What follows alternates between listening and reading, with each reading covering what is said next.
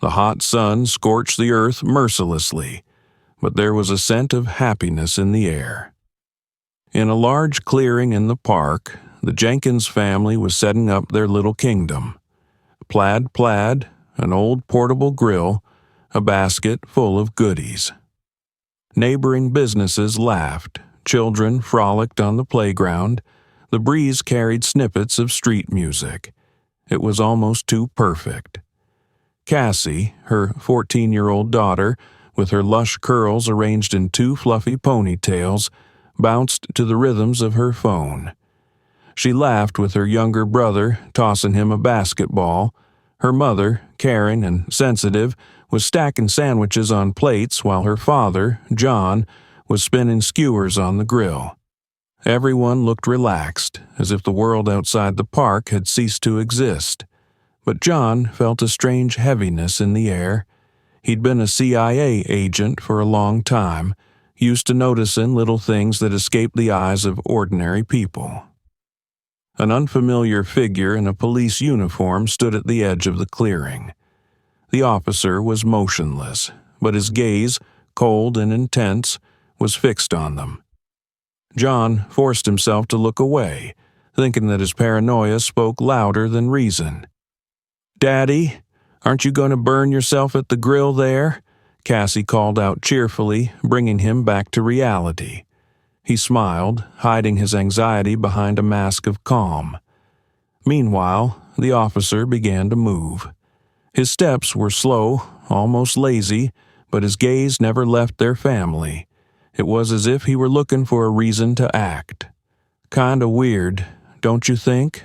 whispered his wife, coming closer. She, too, noticed that something was wrong. John only nodded briefly, but there was a look of readiness in his eyes. While John was trying to chase away the bad thoughts, Cassie nonchalantly ran out into the open with a ball, tossing it to her brother. The ball bounced far away and the girl darted after it. It was at that moment that the officer's figure quickened its steps. "Hey, girl, what are you doing?" A rough, harsh voice broke the silence of the park. The laughter and music seemed to evaporate. All eyes turned to the girl frozen with the ball in her hands.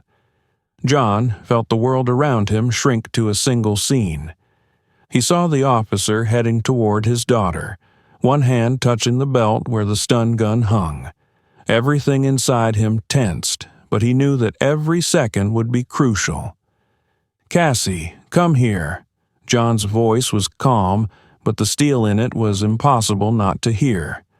Cassie, however, didn't move. She stood there, looking around confused, not understanding why her fun day had suddenly turned into a spectacle of fear. The tires of the police car squealed on the gravel, breaking the usual noise of the park. The festive hum of laughter and music faded instantly, as if someone had turned off the sound. People began to look around as the car rolled slowly down the narrow path, stopping not far from the Jenkins family. The car door slammed, and an officer, tall and broad-shouldered, with angry eyes and a crooked grin, stepped out. His uniform was perfectly ironed and his gestures were sharp, as if he was just waiting for the moment to show his superiority. He looked around the crowd, but his gaze instantly locked on Cassie, who was still standing with the basketball in her hands. "What are you doing there, girl?" His voice sounded cold, but with a note of mockery.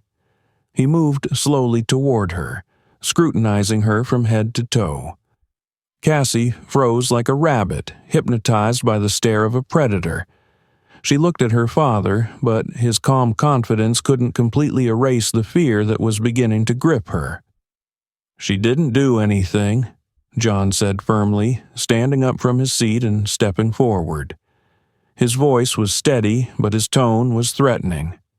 He knew who he was dealing with, and he knew that delay could spell trouble. The policeman, hearing him, turned slowly, his gaze, full of malice and hidden contempt, fixed on John. "I was talking to your girl, not you," he said, emphasizing the word "your" in a way that made it sound insulting. Cassie swallowed convulsively, feeling panic coming up to her. "I was just playing," she muttered, but her voice shook. "Played?" growled the officer, leaning closer to her. "Did you see the sign? No littering, no trespassing? Looks like you decided it wasn't for you." "It's just a ball," the mother interjected, trying to keep her cool, but her voice was strained. The officer ignored her. "It all starts with little things like this," he continued, looking around the gathered crowd. "They think they can do what they want, and then they're surprised when they end up in handcuffs." These words spread like a whip across the park. People began to whisper, but no one dared to interfere. "She didn't do anything wrong," John said sharply, stepping closer. His voice became low, threatening. It was the voice of a man used to taking control of a situation. The policeman gave him a look that reeked of contempt. "You better keep your mouth shut, or you and I are going to have a conversation too," he said, patting his hand on the stun gun hanging from his belt. John took a deep breath. His body was tense as a taut string. He realized that this man was looking for an excuse to show his power, and he had no doubt that he was willing to go as far as it took. Meanwhile, the officer turned to Cassie again. "Now, show me your papers," he said, clearly enjoying the situation. "I'm 14, she replied quietly, clutching the ball in her hands. "Oh, yeah? Then maybe I'll take you down to the station so you can explain exactly what you're doing here," he grinned, his tone drenched in mockery. Tears glistened in the girl's eyes, but she held them back as she looked at her father. John didn't move, but his fists clenched. He knew the officer's next move could turn their lives upside down, and the anticipation was unbearable. "I will not allow you to bully my daughter," he finally uttered, taking another step forward. "That's not your call," the cop grinned. "I represent the law here." There was dead silence for a second. John knew he had to be ready, and that moment, when anxiety was replaced by pure terror, was the beginning of a nightmare they would never forget. Let's pause for a moment. Write in the comments where you're listening to our stories from, and whether you or someone you know has had something similar in their life. Your thoughts and experiences are very important to us. Don't forget to subscribe so you don't miss new episodes. And now we continue. The policeman took another step forward, his massive figure looming over Cassie, his face twisted into something between a sneer and a threat. He took off his glasses slowly, as if he wanted the girl to see his eyes. Two wells of coldness and contempt. "You think you're special?" he began, stretching his words like a predator preparing to leap. "Typical. Just like you. Loud, brash, don't know where you belong." Cassie shuddered, but not from the cold. Her small body was gripped by fear. She looked back at her father, but his face was stone. John knew he couldn't show emotion, couldn't give this man any more reason to be aggressive. "I said I didn't do anything." Cassie tried to object, but her voice traitorously trailed off. The policeman smirked, his teeth gleaming in the bright sunlight. "Did you hear that? Didn't do a thing. It's always the same thing. It wasn't my fault. I was just playing around. And that's it until the first robbery or carjacking, right?" The crowd around him began to gather tighter. Whispers turned to muffled comments, but no one dared to come closer. People watched the story unfold before their eyes, afraid to intervene. "Stop talking to her like that," John said sharply, his voice sounding like a whiplash. He took a step forward, stepping between the officer and his daughter, but the policeman didn't take his eyes off the girl. He slowly reached for the belt where the stun gun hung. His fingers ran over the handle, as if he were considering whether to use it. "You better shut up," he tossed to John without turning his head. "I'm talking to her. She needs to know what the rules are in this world. We're the law here." Then he turned to the girl and, leaning over, hissed, "You think you can walk around here any way you want because someone told you you're an equal? You've had enough of this fairy tale for a while. It's time to come down to earth." Cassie was silent, her fingers white with tension as she clutched the ball. John took another step forward. His eyes glittered with the cold determination that the officer didn't have time to notice.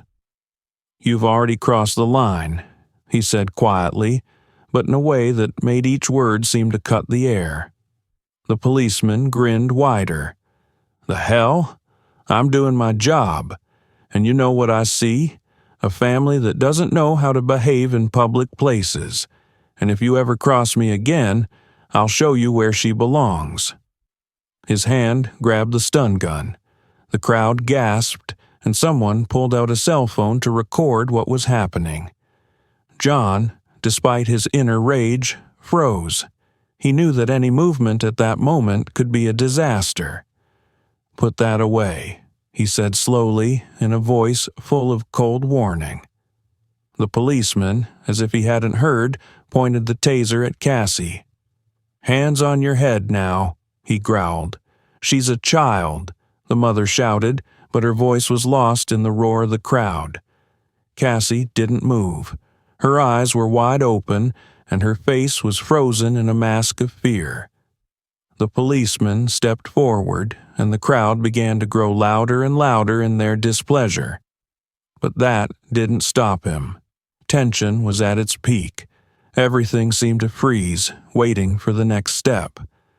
The policeman seemed to savor the moment, his fingers gripping the handle of the stun gun with such satisfaction, as if it were an extension of his power. He raised the device, his movement slow, almost theatrical, as if he wanted everyone in the park to understand that he was in charge. "I said, hands on your head." His voice rumbled like thunder, breaking the dense silence. Cassie froze. Her hands trembled, fingers still clutching at the ball as if it were her only shield. Her fear-filled eyes met her father's, pleading for protection, but all she could do was stand there, paralyzed with terror. John, tensing every muscle, stepped forward. "Leave her alone." "She didn't do anything." He shouted it so loudly that his voice echoed off the trees. But the officer only grinned. He pointed the stun gun at John as if to warn him. "One more word, and the next blow would be yours." Then he turned to Cassie again. "Are you deaf?" His tone dripped venom. "I said, hands on your head, immediately. Or do you think you can defy the law? You're nothing, and your place is where I say it belongs." The words sliced through the air like knives, their weight weighing on Cassie, making her heart beat faster. Tears rolled down her cheeks, but she didn't dare move. "Ah, tears," the officer smirked, his voice full of contempt. "You think that's gonna help? These aren't your dear teachers at school playing along out of pity. I am the law." And then, before anyone could react, he pressed the button. There was a sharp crackle, and a torrent of electricity shot into the girl's body. Her scream tore through the air, filling the park with an echo of pain. Cassie collapsed to the ground, her body convulsing like a broken doll. The ball fell out of her hands and rolled away, unwanted. "Cassie!" The mother screamed with such force that her voice shook. She rushed toward her daughter, but the officer raised his hand, blocking her movement. "Get back!" he roared. "This is my job. No one touches it until I'm done." The crowd around them began to move. Someone took out their phones, filming what was happening. People whispered and looked at each other indignantly, but no one dared to interfere. John, forgetting everything, rushed forward. His face was contorted with anger and fear. He knew that every second was worth its weight in gold. He fell to his knees beside his daughter, grabbing her hand, trying to bring her to her senses. "Cassie, my girl." His voice shook. He could barely hide his despair. The girl's eyes, full of tears and pain, opened slightly. Her breathing was intermittent, and every word seemed like an effort. "Daddy. Yeah, I can't. Breathe." John turned to the officer, his face a mask of rage. "You're an animal. You're a pathetic coward attacking a child." But the officer only looked at him coldly, not even blinking. She got what she deserved. If she'd listened, this wouldn't have happened. The words echoed in the minds of all who heard them. Cassie, the girl who had only wanted to play, was now lying on the ground, her body shaking from the residual discharges, and her only crime was that she had been born black. The atmosphere was getting hotter by the second. The crowd began to cheer louder, and John realized this moment could turn into chaos.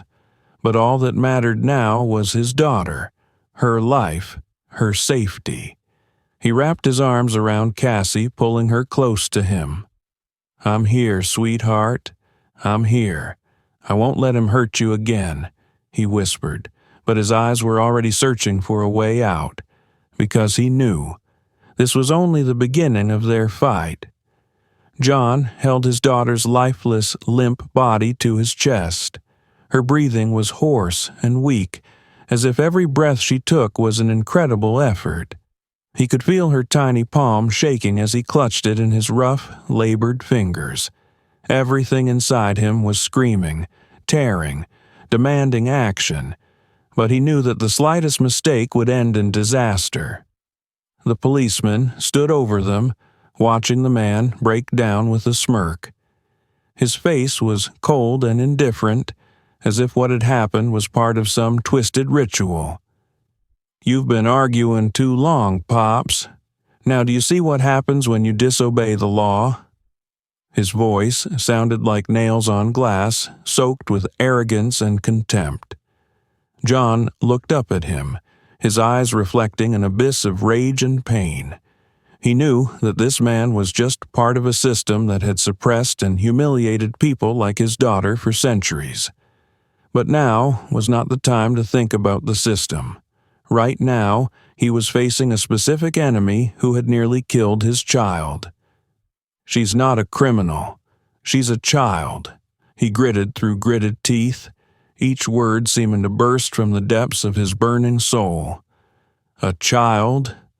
People like her learn to break the law from childhood," the policeman retorted, shaking his head. "You know that very well. They're all like that. They think they can get away with anything." The crowd around them was getting louder and louder. People started shouting outraged words, and John could see the phones pointed at them. It could have been their salvation, but it was also a knife with two blades. He had to consider every little detail. He couldn't afford to lose control. He remembered the years he had spent in the service. At night, in complete silence, he had learned to breathe evenly, to hear every rustle, to anticipate the enemy's actions. He had been taught then that fear was just a chemical reaction that could be controlled. But how do you control what's tearing you up inside when you have your daughter in your arms, barely able to breathe? "You think that's the law?" John rose to his feet, still holding Cassie in his arms. His voice became hard, dangerous. "It's not the law, it's cowardice, and you're a coward." He took a step forward, his eyes digging into the policeman's face. The people around him froze. The policeman tensed, his hand reaching for his weapon. "Back off, or I'll shoot," he hissed, but a shadow of doubt flickered in his voice. John noticed it. He knew the policeman was feeling insecure. Perhaps he realized that the crowd was not his ally. "You've already fired." John said quietly, his voice sounding like distant thunder. Electricity. Into her body. You think you can forget that? You think the people around you will forget it? The crowd clamored harder. We saw it. It was a girl. She didn't do anything, shouted someone from the back rows. People began to move closer, their outrage growing like a storm. The policeman looked away, for the first time losing his confidence. But he couldn't give in. His power was the only thing keeping him here. Everyone back, he shouted, but his voice was no longer as confident as before. John felt this was his chance. His muscles tensed, his instincts telling him to move quickly, decisively. He gently placed Cassie on the ground, her faint breathing a reminder that time was almost out. You will not touch my daughter again, he said, his voice quiet, but there was a strength in it that could break even the most confident enemy. The policeman took a step back, trying to keep his distance, but the crowd had already gotten too close. People shouted words of condemnation, their phones pointed directly at him. In that moment, John realized that his time had come. This was his opportunity to protect his family, his daughter, everything that mattered to him. And he was going to take it, no matter what. The park, which had recently been filled with laughter and carefree behavior, had become the scene of a tense confrontation. All eyes were fixed on John, standing in front of the policeman, who was no longer hiding his hatred. Cassie, half lying on the ground, was struggling to catch her breath, her body still shuddering from the discharges as if the residual tension wouldn't let her go. Cassie's mother knelt beside her, her hands shaking as she tried to wrap her arms around her daughter to give her some comfort. John knew that this moment could determine their fate. He stared straight into the policeman's eyes, unblinking, as if trying to read what he was capable of. But what he saw was not a man, but power incarnate, emotionless, indifferent, willing to do anything to prove its power. You're not walking away from this, John said, his voice low, but each word sliced the air like a blade. The cop smirked, and that smirk was like a spit in his face. You're not in your neighborhood, okay? Different rules apply here. And you know what the funny thing is? No one's going to stick up for you. They'll watch this video, wave their arms around, and forget. The policeman's words sounded like a challenge. John clenched his fists, his body tensing. Every fiber of his being demanded action. But he knew that this was not just a physical fight. It was a fight for the right to exist, for the dignity of his family, for the future of his daughter, who might always remember this day as the moment when the world showed her its true cruelty. The crowd around them began to separate. Some shouted words of encouragement, "Leave them alone," or "She's a child, she's only 14. But there were also those who stood silently on the sidelines, as if watching the show unfold.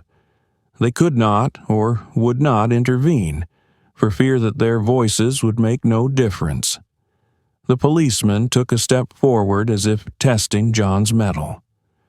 "You think you're in charge here?" he said, his hand reaching again for his belt where his gun hung. "You can be anything you want, but here you're just another stubborn father who doesn't know when to stop." John took a deep breath, trying to suppress the rage raging inside him. He remembered how his CIA trainers had taught him to keep his cool in the most dangerous situations. But this was different. Here was no mission, no manual. Here was his family, his daughter lying on the ground, and a man who threatened everything he loved. "You want to see what I can do?" John finally spoke, and his voice, quiet but full of power, made the policeman freeze for a moment. Then everything happened quickly. The policeman moved forward, but John, with his incredible reaction, snatched the stun gun out of his hand and threw it to the ground. The officer recoiled, dumbfounded by this insolence. "You asked for it," John said, his voice low like a growl. The policeman grabbed his gun, but the crowd began to shout louder. "We see it all! We're filming it!" people shouted. Someone stepped closer, raising his cell phone high above his head. "You have no right to do this." But the policeman was blinded by his rage and hatred. He pointed the gun at John, but uncertainty trembled in his hands. He seemed to realize that this time he would not get out of the situation easily. John stood, unmoving, his gaze piercing. "You've lost control, and you know it," he said, slowly stepping closer. "But I won't let you do any more harm. My daughter is not your target, and my family is not your game." The crowd began chanting, "Justice! Justice!" The energy around them was becoming unbearable. The policeman, realizing that he was the center of attention, began to back away, his hands shaking. At that moment, Cassie groaned, trying to lift her head. Her weak voice cut through all the noise. "Daddy!" John turned instantly, his face contorted in pain. He rushed to her, wrapping his arms around her again and pulling her to him. "I'm here, baby. You're safe. I won't let him touch you again." The policeman retreated further and further away, realizing that the situation was out of control. He looked at the crowd, at the phones that were recording his every move, and, for the first time, there was something resembling fear in his eyes. "You're all going to regret this," he tossed back, heeling backward. His voice no longer sounded confident. He was no longer the one who dictated the rules. The park, only minutes ago filled with screams of terror and fear, was now buzzing with unity. The people who had been standing on the sidelines began to come forward, surrounding John and his family. They would not let the system destroy lives again, silently watching. But John knew this was just the beginning, and the battle wasn't over. Let's pause for one more quick pause. Write in the comments where you're hearing our stories from, and whether you or your loved ones have had something similar in your life. Your feedback helps us tell even more important and touching stories. Don't forget to subscribe so you don't miss the continuation. And now we continue. The policeman stepped back, breathing heavily, his face red with rage and humiliation. The crowd around him was buzzing, encircling him in a ring, indignation in their eyes. The phones kept recording everything, his every move, his every threat. But instead of admitting defeat, he did what he always did. He called for reinforcements. His hand reached for the walkie-talkie, and in a trembling but still commanding voice he said, "We have a disturbance. Send reinforcements immediately. Repeat, urgently." John stood beside Cassie, his arms hugging her collapsed body tightly. He saw how the policeman's words changed the dynamics of the crowd. People began to whisper, glancing at each other, some backing away, not wanting to be drawn into something bigger. The police car suddenly came to life, its siren wailing, tearing the air as if signaling an impending storm. John felt the tension building around him, their chances of a safe outcome dwindling with each passing moment. He looked up at the policeman, who now stood grinning, satisfied that the situation was back in his hands. "Did you think you could intimidate me?" he threw, his voice louder than before. "I won't stand for it. You'll all regret trying to stop me." John took a deep breath. He knew there wasn't much time left. The old instincts kicked in. Cold analysis, planning. Every sound, every detail mattered now. He saw Cassie's mother cradling her in her arms, whispering words of comfort, the people in the crowd glancing around nervously, and another police car appearing from behind the trees. Brakes screeching, doors slamming. 2 officers, fully equipped, stepped out onto the field. Their faces were as hard as the first policeman's. They made a quick assessment of the situation, and their eyes were instantly fixed on John and his family. "What's going on here?" one of them asked, his hand immediately reaching for his weapon. "Those people rioted," the first policeman lied, pointing at John and the crowd. "They attacked me. And that girl, she was breaking the law." "The girl? She's barely breathing," shouted someone in the crowd, but the police officers ignored the words. John stood up, his body tense as a taut string. He knew that any sudden movement would be interpreted as a threat. His voice was low but firm. "Your colleague used a stun gun on my daughter. She's a child. We didn't do anything illegal. It was all people saw." The policemen looked at each other, but their faces remained cold. One of them stepped closer. "Take your hands off the girl and step back," he ordered, pulling out the handcuffs. "You have no right," John uttered, his voice trembling, but not from fear, from the rage he was holding back with the last of his strength. "I said back up," shouted the policeman, pointing a gun at John. The crowd awed. Someone shouted, "Are you crazy?" "It's his baby." But a second policeman raised his hand to silence the people. John knew the gun wasn't just aimed at him. It was aimed at his family, at their right to exist, at their dignity. He raised his hands slowly, taking a step back so as not to provoke a shot. But in that instant, Cassie moaned, her weak voice cutting through the tension. "Daddy, don't leave me." Those words, so quiet, so innocent, tore at John's heart. He turned to his daughter, his gaze full of love and pain. "I'm with you, sweetheart. I'm always with you," he said, trying to reassure her. The policeman took a step forward. "I said step back. Now." John clenched his fists, his body ready for action. But he knew that if he made a move, the bullet would find him faster than he could protect his daughter. He stared into the cop's eyes, his gaze heavy, penetrating. "Are you willing to shoot a man who is protecting his daughter?"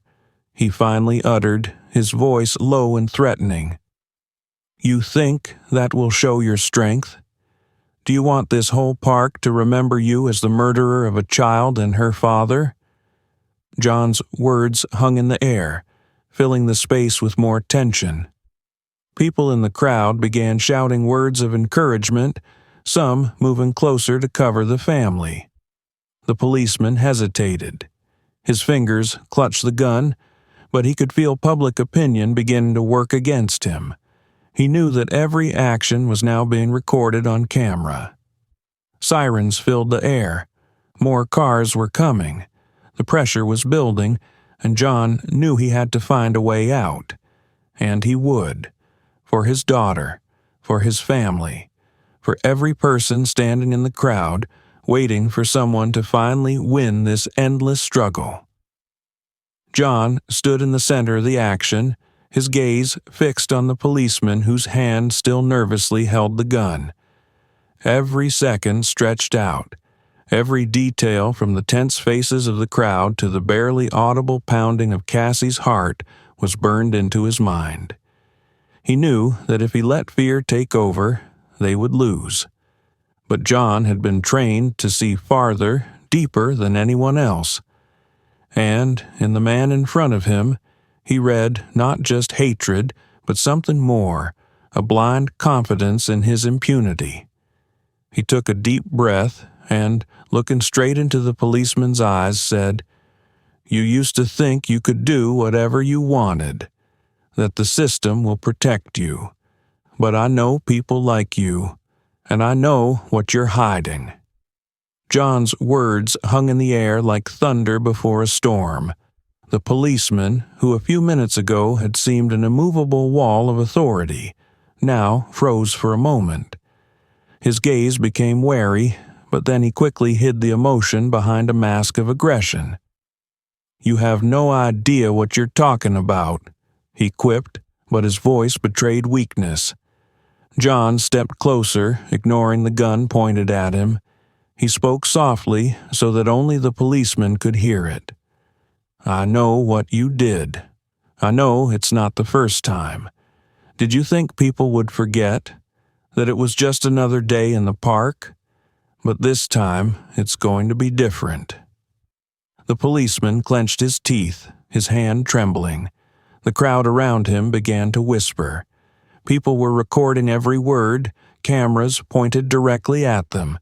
The pressure was building, and John felt his words begin to shatter this man's facade. "What's your name?" John suddenly asked loudly. His voice was even, but there was a threat in it. The policeman frowned, but did not answer. Then John turned to the crowd. "Someone write down his name and badge number. We need to know who he is."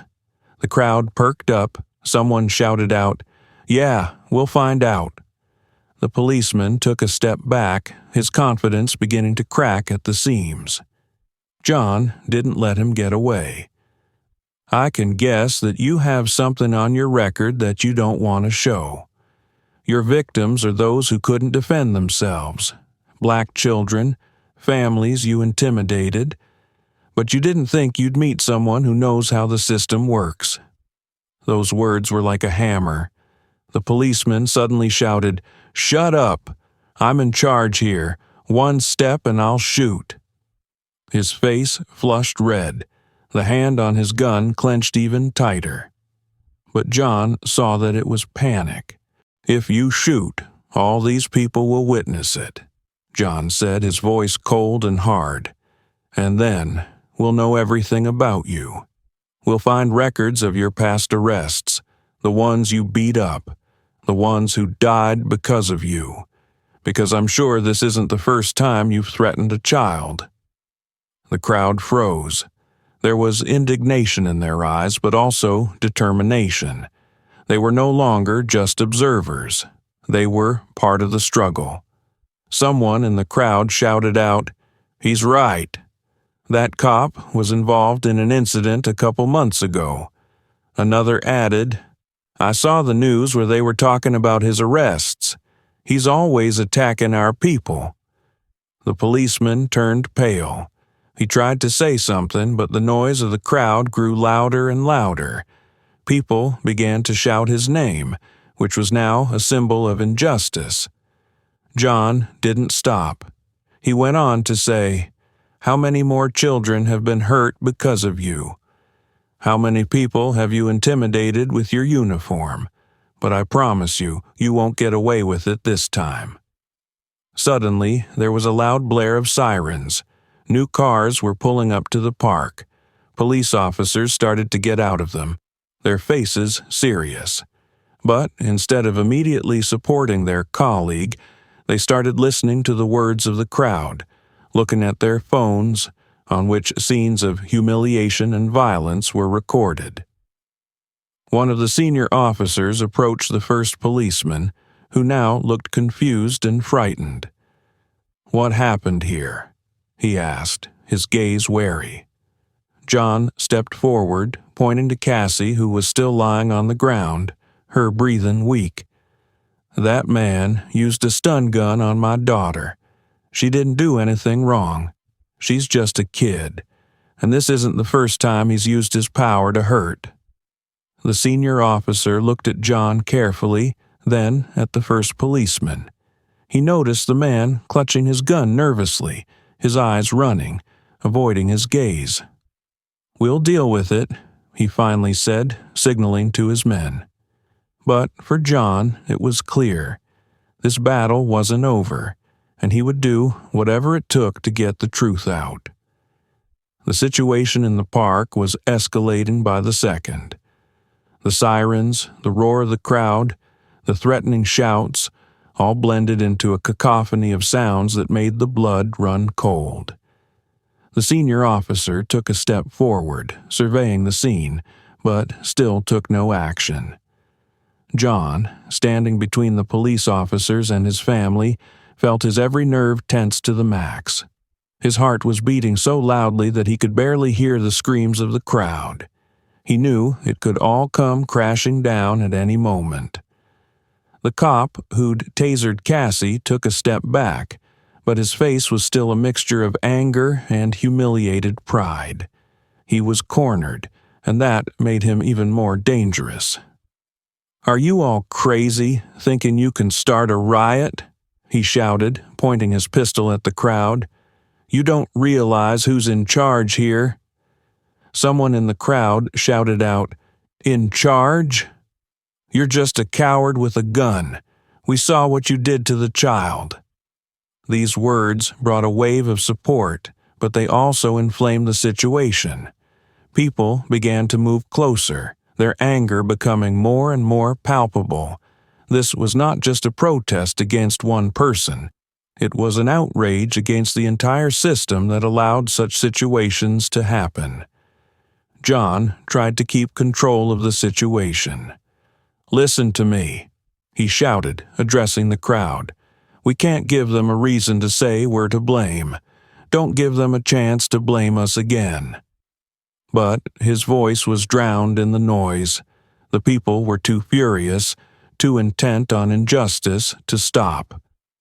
It was at that moment that the turning point occurred. The policeman, feeling increasingly driven, turned sharply, as if deciding to act first. His hand rose, his gun pointed toward John. Though it all happened in a matter of seconds, for John the moment stretched into an eternity. He saw the policeman's fingers squeezing the trigger, the flames shooting out of the muzzle. The gunshot deafened everyone. People froze, and then panic set in. The crowd started screaming and scattering, but many stayed where they were, shocked at what was happening. John felt a sharp pain in his shoulder. The bullet had slipped through, leaving a streak of hot pain behind it. He staggered, but stayed on his feet. "Daddy!" Cassie screamed, her voice hoarse and weak, but it hit John's heart harder than a bullet. He turned around, seeing her face, and realized she was terrified behind him. Cassie's mother was trying to hold on to the girl, who was instinctively trying to get up to run up to her father despite her condition. But it didn't end there. The crowd started moving again. Some people tried to intervene. Some rushed to John to help. The policeman who had fired the shot now looked as if he had lost control of himself. He started waving his gun around, shouting, "Get back!" "Everybody back," I said. The senior officer finally intervened, trying to stop his colleague, but it was too late. A second bullet went off, hitting the ground near the feet of one of the protesters. That shot was the trigger for the chaos. People began to scream, some rushing forward to protect John and his family, others trying to take cover. John knew the situation was spiraling out of control. His wound throbbed with pain, but he couldn't let himself fall. He crawled over to Cassie, hugging her as tightly as he could, trying to cover her with his body. "I'm with you, sweetheart. It's going to be okay," he repeated over and over, more to reassure himself. But things only got worse. Someone in the crowd threw a bottle, which shattered at the feet of the policeman. Those who were standing on the sidelines started shouting for help, but it seemed that no one could hear anyone in this hell. The cops pulled out their batons and swung them around, trying to disperse the crowd, but it only added to the chaos. Cassie lay on the ground, amidst the screams and panic, her face contorted in pain. Her breathing grew fainter and fainter, and John could feel his heart breaking. "Don't go, my girl. You're strong. You have to hold on," he pleaded, squeezing her hand. This day, which had started out as an ordinary family barbecue, had turned into a symbol of shattered innocence. Cassie's eyes reflected fear and pain, but she looked at her father, trying to find hope in his eyes that seemed unattainable. "Daddy," she whispered, her voice almost inaudible. John knew. His family would never be the same again. This moment would leave scars not just on their bodies but in their souls. The park was deserted. The place where there had been laughter and music just a few hours ago now looked like a battlefield. There was debris on the ground, traces of blood, broken phones, and plastic cups. The sirens had gone silent, but the hum of their echo still lingered in John's ears. He sat in the hospital room, bandages on his shoulder, next to Cassie, who lay motionless, hooked up to monitors that tracked her breathing and heartbeat.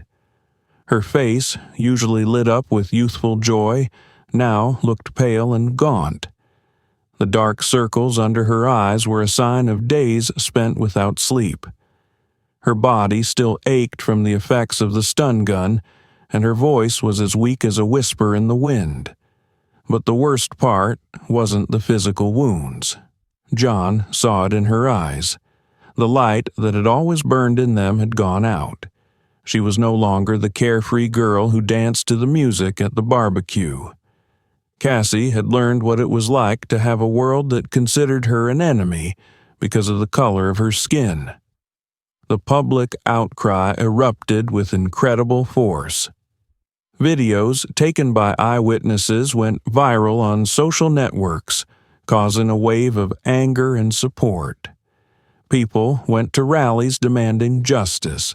The names of the police officers involved in the incident became symbols of everything rotten in the system.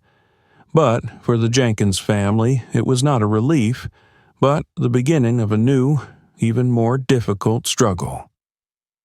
The court proceedings began a few weeks after the incident. The police lawyers tried to distort the truth in every possible way, using the dirtiest methods. They showed pictures of Cassie with her friends, trying to portray her as a troubled teenager. They brought up minor infractions that she had allegedly committed, when in fact none of it was relevant to the case.